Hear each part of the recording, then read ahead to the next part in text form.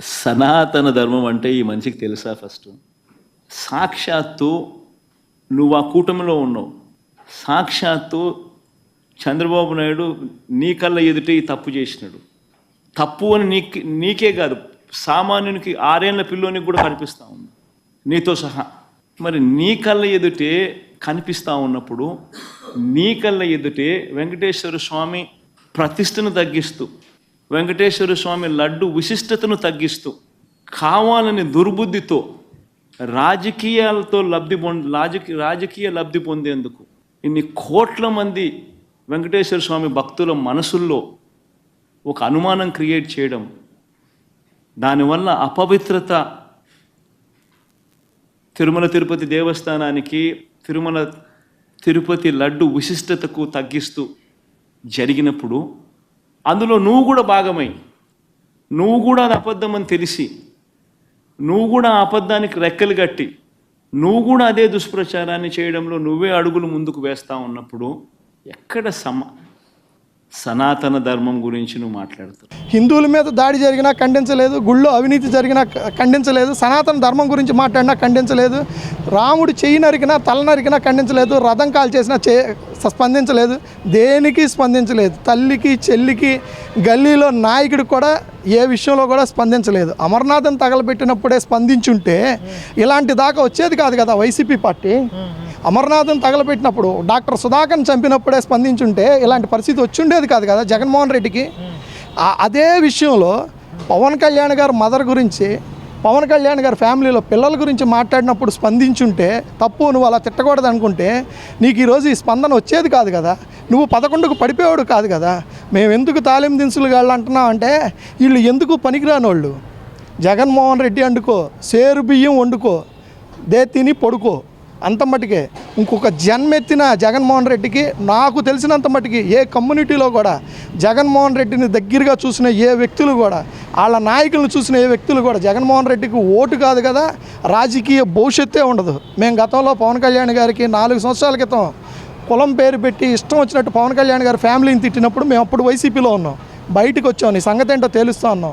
ప్రతి ఒక్క ఆటో అతనికి, ప్రతి ఒక్క రిక్షా అతనికి, ప్రతి ఒక్క రోడ్డు మీద పనిచేసుకునే అతనికి మేము ఒక్కటే చెప్పాం, ఎట్టి పరిస్థితులు ఈసారి జగన్మోహన్ రెడ్డి గెలవడానికి వీలు లేదు. మా జీవితంలో మా కంఠంలో ప్రాణం ఉండగా జగన్మోహన్ రెడ్డి అనేవాడు ఈ రాష్ట్రానికి పనికిరాడు నాయకుడు. ఇప్పుడు వాళ్ళ చెల్లి వస్తుంది, వాళ్ళ చెల్లి వచ్చినా ఎవరు వచ్చినా కానీ ఇక వాళ్ళ ఫ్యామిలీ భూస్థాపితం అయిపోయినట్టే లెక్క. పవన్ కళ్యాణ్ గారు చేస్తున్న సనాతన ధర్మానికి ఎదురెళ్తే 10 టైర్లు లారీ కింద నిమ్మకాయ పరిస్థితి అయిపోయింది, కానీ వాళ్ళ భవిష్యత్తు ముందుగా ఏదే వెళ్ళదు. ఎందుకంటే ఆయన తీసుకున్న నిర్ణయం ఈ ఒక్క రాష్ట్రానికి కాదు, ఈ దేశానికే ఆదర్శం. ఆయన పదవుల కోసం 4 మెట్లు ఎక్కాడు, నీరసంగా ఉందన్నాడు. నువ్వేంటి మరి కొబ్బరికాయ కొడతానికేంటి, నీకు రాయి పైకి వచ్చింది, నువ్వేంటో వంగను కూడా వంగకుండా ఇట్టా కొట్టా, మరి డూపు కూడా ఒకటి వేయించుకొని అక్కడికి వెళ్ళారు దంపతులందరూ. ఇదేంటి మరి, దీనికి ఎవరు సమాధానం చెప్పరా? వైవి సుబ్బారెడ్డి కానీ, ధర్మారెడ్డి కానీ, కరుణాకర్ రెడ్డి కానీ వీళ్ళందరూ ఏమైపోయారండి? తిరుపతిలో ఏం చేస్తున్నారు? గుండులు కూగుతున్నారా? వచ్చిన వాళ్ళు వచ్చినట్టు గుండి కూగుతున్నారు, వీళ్ళే గుండి కూగుతున్నారు. శుభ్రంగా ప్రతి ఒక్కరికి గుండు చేయటం, బొట్టు పెడతాం, నామాలు పెడతాం. కర్రలకు కూడా డబ్బులు తీసుకున్నారు కదండి పుల్లులు తరవటానికి. ఇప్పుడు కార్యకర్తలను తరవటానికి ఇప్పుడు మీకు ఏం కావాలో అవి చూసుకోండి. ఫస్ట్ రాజకీయాలు ఎప్పుడు మీ ఇంటి దొడ్లో ఉంటాయి, మీరు చెప్పినట్టు తింటాయి అనుకుంటాం పొరపాటు. మీరు ఎప్పుడైతే తొక్కకూడని పాము తోక తొక్కారో ఆ రోజే మేము పగబట్టాం. జగన్మోహన్ రెడ్డి గారు, పవన్ కళ్యాణ్ గారు గెలిచాడు, మా డ్యూటీ అయిపోయింది, మాకు సంబంధం లేదు. మళ్ళీ ఆయన ఊసు కానీ ఆయన జోలికి కానీ వచ్చిన రోజున ఈ రాష్ట్రంలో 30% ఉన్న కాపుల పరిస్థితి ఏంటి అనేది ఇప్పటికన్నా అర్థమై ఉండాలి. చాలామంది కాపులు, వైసీపీ కాపులకు చెప్తున్న అంబటి రాంబాబు కానీ వీళ్ళకి కానీ, మీరు ఏ కూతలైతే కూసారో మీరు కనుక తిరిగి ఈ పార్టీలో కనుక వచ్చిన రోజున ఆ రోజునే మా పార్టీ కూడా భూస్థాపితం అయిపోయింది. వాళ్ళు మాట్లాడిన భాష, వాళ్ళు మాట్లాడిన ప్రతి ఒక్క మాటకి. రాంబాబు గారు కూడా మళ్ళీ జనసేనలోకి వచ్చే ప్రయత్నం చేస్తే అప్పుడు జనసేన పరిస్థితి ఏంటి? జనసేన పరిస్థితి కాదు, టీడీపీ పరిస్థితి కాదు, మొత్తం జెండా పీకేసి అంతా అస్సామే. అసలు వాళ్ళు రాజకీయ నాయకులు కాదన్న, రాజకీయ వ్యభిచారులు వాళ్ళు. అంబటి రాంబాబు గారు కానీ, రోజా గారు కానీ వీళ్ళు అసలు ఇప్పుడు సుఖంగా ఉన్నప్పుడు 5 సంవత్సరాలు జగన్మోహన్ రెడ్డి గారు వెనకాలండి రూపాయి తిని కోట్లు సంపాదించుకున్నారు. రూపాయి లేనోడు కూడా కొన్ని కోట్లకు పడగలెత్తాడు. ఈరోజు జగన్మోహన్ రెడ్డి అన్ని కష్టాల్లో ఉన్నారు. మీ ఆస్తులు బయటికి తీసుకొచ్చి ఈరోజు కార్యక్రమాలు చేయొచ్చుగా. విస్తృతంగా జగన్మోహన్ రెడ్డి వెనకాల ఉండొచ్చుగా. అంటే సుఖంగా ఉంటే ఒకటి కావాలి. వీళ్ళు ఏంటంటే ఎండాకాలం ఏసీ ఉన్నోడితో సావాసం చేస్తారు, వానాకాలం గొడుగున్నోడితో సావాసం చేస్తారు, చలికాలం రగ్గున్నోడితో రగ్గులో దూరతారు.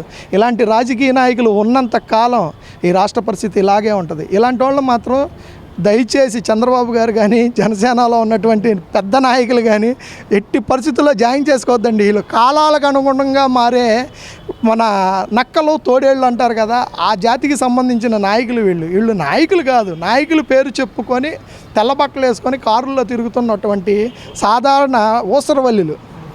ఇలాంటి వాళ్ళు మాత్రం కొద్దిగా 1-2 సార్లు కనిపెట్టుకొని పార్టీని ముందుకు తీసుకెళ్ళి పార్టీ భవిష్యత్తు ఎంత ఉంది, రాష్ట్ర ప్రయోజనాల దృష్ట్యా ఆయన ఒక అడుగు తగ్గినా కానీ ఆ రోజున 21 ఎమ్మెల్యే సీట్లు 3 ఎంపీ సీట్లు తీసుకుంటే ఇయ్యేనా అని అన్నారు. పిఆర్కే ప్రసాద్ ఆడేవాడో సాక్షివాడు. మరి ఈ రోజున మీరు 175కి పోటీ చేశారు కదరా, 175 అన్నారు కదా, మరి 11కు పడిపోయినప్పుడు మీ మొహాలు ఎక్కడ పెట్టుకున్నారు? మీరు ఇంకా రోడ్డు ఎందుకు ఎక్కుతున్నారు? నాకు తెలిసి ఇంకో 15-20 సంవత్సరాలు మీరు రోడ్డు మీదకి రాకుండా ఉంటే మంచిది. వస్తే జనాల చేతిలో మాత్రం కంపల్సరీ తన్నులు తింటారు. సుప్రీంకోర్టు అనేది మన దేశం మొత్తానికి అత్యున్నత న్యాయస్థానం. వాళ్ళు ఏం మాట్లాడినా కానీ వాళ్ళ గురించి మాట్లాడేంత అర్హత మన నాయకులకు కానీ మన కార్యకర్తలకు కానీ మాకు కానీ లేదు. ఎందుకంటే వాళ్ళు ఏదైనా మాట్లాడతారు, కానీ ప్రజల్లో చైతన్యం తీసుకొచ్చారా లేదా, హిందూ ధర్మం గురించి న్యాయంగా పవన్ కళ్యాణ్ గారు ఉన్నారా లేదా, ప్రజల్లోకి పవన్ కళ్యాణ్ గారు ఏ విధంగా వెళ్తున్నారు, ప్రజల మనసులను ఏ విధంగా చూరగొంటున్నారు, ప్రజల ఆశయాల కోసం ఒక హిందువుగా మాట్లాడట్లేదు. హిందువులు గుడిలో ఉన్న ప్రతి ఒక్క రూపాయి కూడా మన మైనార్టీలకు వెళ్తుంది, క్రిస్టియన్స్కి వెళ్తుంది, ప్రతి ఒక్క సంస్థలకి వెళ్తున్నాయి. మరి అదే చర్చిల్లో కానీ మసీదుల్లో కానీ ఉన్నట్లు టికెట్లు ఎప్పుడన్నా పెట్టారా? వాటికి ఎప్పుడన్నా లెక్కలు చూపించారా? ఎక్కడా లెక్కలు లేవు. కానీ ఒక హిందూ మతమే ఈ ప్రపంచంలోనే అత్యధిక జనాభా కలిగిన మతం. అలాంటి మతానికి సంబంధించి టికెట్ పెడతారు, అష్టోత్తర శతనామాలకి టికెట్లు పెడతారు, ప్రతిదానికి పెడతారు. వాటి నుంచి వచ్చిన డబ్బులు మాత్రం అన్ని కులాల వాళ్ళు పంచుకోవచ్చు. కానీ పవన్ కళ్యాణ్ గారు వచ్చి హిందూ మతాన్ని కాపాడుతా అంటే మాత్రం అది కరెక్ట్ కాదంటారు. డబ్బులు కావాలి కానీ పవన్ కళ్యాణ్ గారు చేస్తున్న మతం మాత్రం అవసరం లేదు. ఆయన సనాతన ధర్మం గురించి మాట్లాడాల్సిన పని లేదు. ఎందుకంటే హిందూ మతం మీద వచ్చే డబ్బు కావాలి, పవన్ కళ్యాణ్ గారు అవసరంలా. ప్రజలకు కావాల్సింది ఏంటి? హిందూ మతాన్ని కాపాడటం కావాలి, అలాగే అన్ని మతాలను గౌరవిస్తాం కావాలి, అందరినీ కలుపుకెళ్తాం కావాలి, ప్రజల చెంతనే పరిపాలన అనే విధంగా వెళ్ళాలి. ఆయన ఏమి వేరే కులాలను దూషించలేదు, వేరే వాళ్ళని ఏం మాట్లాడలేదు. అన్ని కులాలను కలుపుకెళ్తా, నా కులాన్ని కూడా నా మతాన్ని కూడా నేను గౌరవించుకుంటా వెళ్తా అన్న మాటే ఆయన మాట్లాడారు. ఈ జగన్మోహన్ రెడ్డి గారు సనాతన ధర్మాన్ని అవమానిస్తే ఊరుకోను అని చెప్పారు. ఆయన ఒక్కరే ఆ వకాలతా తీసుకుని అంత దమ్ము ధైర్యంగా చెప్పారంటే దానికి హిందువులు కూడా చాలా గర్వపడుతున్నారు. ఆ చెప్పే సందర్భంలో కూడా పవన్ కళ్యాణ్ గారు మా ముస్లింల ప్రస్తావన కూడా తీసుకొచ్చి ఆ నమాజ్ వినబడితే నేను ప్రసంగాన్ని ఆపేస్తాను, అలా గౌరవిస్తాను, ముస్లింలు కూడా వాళ్ళ మతానికి అంత గౌరవిస్తారు, కానీ మన హిందువుల్లో అలాంటి గౌరవం ఇవ్వలేని పరిస్థితుల్లో హిందువులు ఉన్నారే అని చెప్పి బాధ వ్యక్తం చేశారు. జనసేన పార్టీ అధ్యక్షుడిగానే కాకుండా ఆయన డిప్యూటీ సీఎంగానే కాకుండా ఒక సామాన్య పౌరుడిగా, భారతదేశానికి చెందిన సామాన్య పౌరుడిగా తన ఆవేదనను వ్యక్తం చేశారు. ఒక హిందూ మతాన్ని ఎలా బలోపేతంగా చేసుకోవాలని చెప్పి, అవమానాలు చేస్తుంటే నశించాలని చెప్పి, గత ప్రభుత్వంలో వైఎస్ జగన్మోహన్ రెడ్డి గారు కానీ అంతకుముందు వాళ్ళ నాన్నగారు కానీ మత మార్పిడి ప్రోత్సాహం ఇచ్చారని చెప్పే ఆరోపణలు కూడా ఎలాగో ఉన్నాయి. వాటి మీద కూడా పవన్ కళ్యాణ్ గారు స్పందించడం జరిగింది. ఒక మతాన్ని కించపరిస్తే ఎవరికైనా బాధ కలిగిద్దండి. రేపటి రోజు నా మతాన్ని కించపరిచినా కూడా ఎవరైనా ముస్లిం మతాన్ని కించపరిచినా నాకు ఎలాంటి ఆగ్రహం వచ్చిందో అలాంటి ఆగ్రహమే ఆయన వ్యక్తం చేశారు. ఆయన అందరినీ కలిసిమెలిసి ఉండాలని చెప్పి ప్రకాష్ రాజ్ మీద కూడా అతను స్పందిస్తున్నాడండి యాక్టరు. ఆయన అయితే మరీ దారుణంగా అసలు వైసీపీ పేటీఎం కార్యకర్తలాగా వ్యవహరిస్తున్నాడండి. ఒక్కోసారి సమాజాన్ని, సమానత ధర్మాన్ని మీరు కాపాడుకోండి, సమాజాన్ని మేము కాపాడుకుంటాం ఏదో ట్వీట్ వేసినట్టున్నాడు. అసలు పవన్ కళ్యాణ్ గారు చేస్తుంది కూడా అదే కదా. సమాజాన్ని కాపాడాలంటే సనాతన ధర్మం కూడా సమాజం కిందకి వచ్చింది కదా, ముస్లిం ధర్మం కూడా సమాజం కిందకే వచ్చింది కదా, క్రిస్టియన్ మతం కూడా సమాజం కిందకి వచ్చింది కదా. అన్ని మతాలు అందరూ కలిసిమెలిసి బాగుండాలని చెప్పే ఉద్దేశంతోనే పవన్ కళ్యాణ్ గారు చెప్తున్నారు. కానీ కులాలను కలిపే ఆలోచన విధానం, మతాల ప్రస్తావన లేని రాజకీయం, సంస్కృతులను గౌరవించే సంప్రదాయం, జాతీయను విస్మరించని ప్రాంతీయవాదము, అవినీతిపై రాజీ లేని పోరాటము, ఇలాగా పర్యావరణాన్ని పరిరక్షించే అభివృద్ధి ప్రస్థానం అంటూ సిద్ధాంతాలు ఏవైతే జనసేన పార్టీలో రూపొందించుకున్నారో ఆయన దాని ప్రకారమే ఆయన మూవ్ అవుతున్నారు కదా, సపరేట్గా ఏం మూవ్ అవ్వట్లేదు కదా. ఆయన ఎలక్షన్ల ప్రచారం అప్పుడు కూడా చెప్పాడు రాష్ట్రం బాధ్యత నేను తీసుకుంటానని. రాష్ట్రం బాధ్యత తీసుకోవడం అంటే ఏంటి, ఒక కులాలు మతాలు ఏంటి, పరిపాలన కూడా ఎంత బాగా చేస్తున్నారు ఆయన. డిప్యూటీ సీఎంగా ఎన్నో సంస్కరణలు తీసుకొచ్చి ఎన్నో మార్పులు తీసుకొచ్చి నిజంగా ఆయన్ని ఎలాగైతే పొలిటికల్ గేమ్ చేంజర్ అంటారో దానికి తగ్గట్టుగా నిరూపిస్తున్నారు పవన్ కళ్యాణ్ గారు. ఆయన ముందు తను నడిచి చూపిస్తా అన్నారు, ఆ మార్గంలో అందరినీ నడవమంటున్నారు, ముందు ఆయన నడిచి చూపిస్తున్నారు. మొన్నటికి మొన్న వాళ్ళ చిన్న కుమార్తెని తీసుకొచ్చి క్రిస్టియన్ మతాన్ని ఆచరిస్తున్నా కూడా ఆ అమ్మాయి ఎలా దండం పెట్టాలి, ఎలా నడవాలి, ఎలా వ్యవహరించాలి గుళ్ళో డిక్లరేషన్ మీద సంతకం పెట్టించారు పవన్ కళ్యాణ్ గారు దగ్గరుండి, ఒక తండ్రి బాధ్యత వహిస్తూ. అది వైఎస్ జగన్మోహన్ రెడ్డికి చెంపపెట్టులా తగిలింది. అది ఖచ్చితంగా జగన్మోహన్ రెడ్డి గారికి కూడా తగిలింది. అందుకే ఆ విధంగా రియాక్ట్ అవుతున్నాడు ఆయన. ఏమీ చేయలేరు, ఏమీ సుప్రీంకోర్టు వాళ్ళు వీళ్ళు సిట్ వేసినా కూడా నన్ను ఏం చేయలేరు అంటే ఇప్పుడు ఈయన కండగావరంతో మాట్లాడుతున్నట్టు లేదు. 12 సంవత్సరాలుగా నేను బెయిల్ మీద తిరుగుతున్నాను, సుప్రీంకోర్టులు ఏది లాయర్లు కానీ ఎవరు ఏం చేయలేకపోయారు, ఆఫ్టర్ ఆల్ నువ్వు డిప్యూటీ సీఎం నువ్వేం చేయగలవు అన్న కండగావరంతో మాట్లాడుతున్నట్టు ఉన్నాయి. కానీ ఆయన మాటలు అసలు ఎటువంటి కించిత్ పశ్చాత్తాపం కూడా ఆయన ముఖంలో కనబడలేదండి ఆయన అలా చేసినందుకు. అది ప్రత్యక్షంగా ఇది నిరూపితం అవుద్ది. ఆల్రెడీ నా అనుమానాలు ఉన్నాయి, నిరూపితం అయింది. నిరూపితం అయినా కూడా ఆయన ఏదో గుమ్మడికాయల దొంగ ఎవరంటే భుజాలు తడుముకున్నట్టు అంత భయం ఎందుకు ఆయనకి, అంత భయపడుతున్నాడు ఆయన. ఎందుకంటే ఆయన పరిపాలనలో అన్ని తప్పులు జరిగినాయి. స్వయాన వాళ్ళ బాబాయ్ గారే కదా టీటీడీ చైర్మన్గా సుబ్బారెడ్డి గారు ఉన్నది, అతను ఇంకో అతను రెడ్డి గారు ఆయన కూడా దాంట్లో ఉన్నారు కదా, ధర్మారెడ్డి గారు ఈఓగా. మొత్తం వీళ్ళన్నీ చేసినన్ని అవకతవకలు నెయ్యి విషయంలో కానీ లడ్డు తయారీ విషయంలో కానీ అసలు విశ్వవ్యాప్తంగా ఇది బాగా రిఫ్లెక్ట్ అయ్యిందండి పవన్ కళ్యాణ్ గారు మాట్లాడింది. ప్రపంచంలో నివసించే ప్రతి హిందూ చెవిన పడింది పవన్ కళ్యాణ్ గారు తన ధర్మాన్ని ఎలా కాపాడుకోవాలో, ఎలా నిలబడాలో, ధర్మం కోసము సనాతన ధర్మం కోసం ఎలా నిలబడాలో ఒక ఉదాహరణని ఆయన చూపిస్తూ హిందూ మతానికి అంత బలంగా నిలబడ్డారు. మా ముస్లిం మతంలో కూడా అంత బలంగా నిలబడే వాళ్ళు కూడా చాలామంది ఉన్నారండి. ముస్లింలకు కూడా ఏదైనా తప్పు జరిగితే పవన్ కళ్యాణ్ గారు సహించే వ్యక్తి కాదండి. ఎందుకంటే ఆయనకి ప్రత్యేకంగా ఆయన భద్రతా సిబ్బంది కూడా ఎక్కువగా మా ముస్లిమ్సే ఉంటారు. క్రిస్టియన్స్ వాళ్ళ మిసెస్ క్రిస్టియన్ మతాన్ని ఆచరిస్తారు. ఆమె పవన్ కళ్యాణ్ గారి మిసెస్ మొన్న మధ్య అయోధ్యకు కూడా ఆయనతో పాటు వచ్చి దేవాలయంలో కూడా రామ మందిరంలో కూడా వెళ్ళింది ఆమె అయోధ్యలో.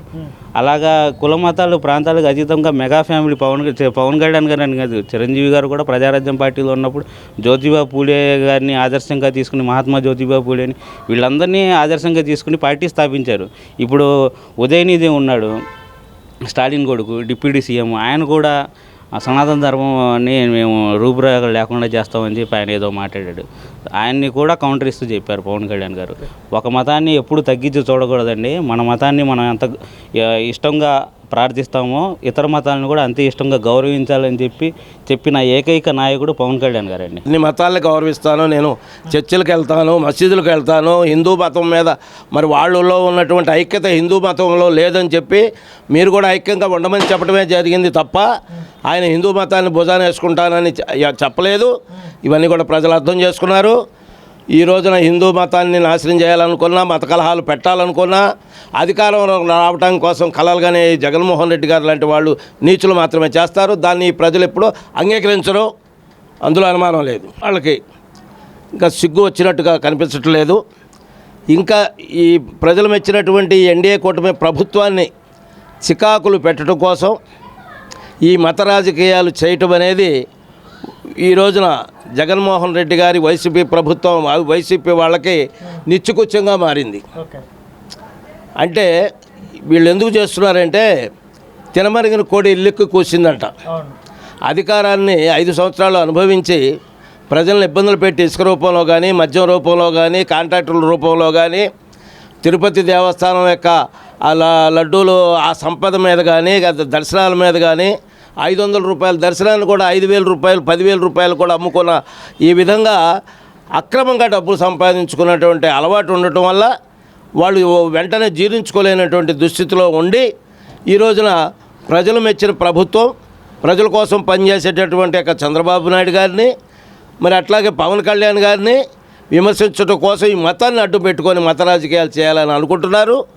ఏ రోజులు కూడా పవన్ కళ్యాణ్ గారు అన్ని మతాలని గౌరవిద్దాం, మసీదుకి వెళదాం, మరి అట్లాగే మరి చర్చిలకు వెళదాం, మరి దేవాలయాలకు వెళదాం, అన్ని మతాలని కూడా బౌద్ధ మతం, సిక్కు మతం, అన్ని మతాలను కూడా సమంగా గౌరవిద్దాం అనే అభిప్రాయంతో ప్రజలకు మంచి చేయడం కోసమే ఆయన వచ్చాడు తప్ప అధికారం కోసం కానీ మరి అనుభవించడం కోసం కానీ కాదు.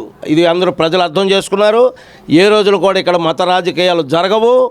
ఈ యొక్క హిందూ మతాన్ని ప్రతి ఒక్కళ్ళు కూడా దాడులు చేసేటటువంటి యొక్క క్రిస్టియన్ మతంలో ఉండి క్రిస్టియన్ మతాన్ని ప్రోత్సహించినటువంటి జగన్మోహన్ రెడ్డి గారు హిందూ మతానికి మేలు చేస్తాడా?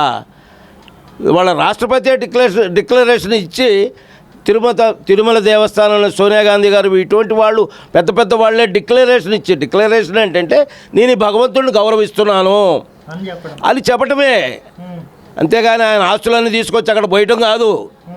ఆ మాట కూడా చెప్పడానికి ఇష్టం లేక మరి పెట్టుకున్నటువంటి పర్యటన కూడా రద్దు చేసుకున్నటువంటి ఈ యొక్క జగన్మోహన్ రెడ్డి గారి మాటలు ఈ రాష్ట్ర ప్రజలు ఎవరు నమ్మరు. ఈ రాష్ట్ర ప్రజలు మొత్తం కూడా చంద్రబాబు గారికి, ఎన్డీఏ కూటమికి, పవన్ కళ్యాణ్ గారికి అండగా ఉంటారని తెలియజేస్తున్నాను.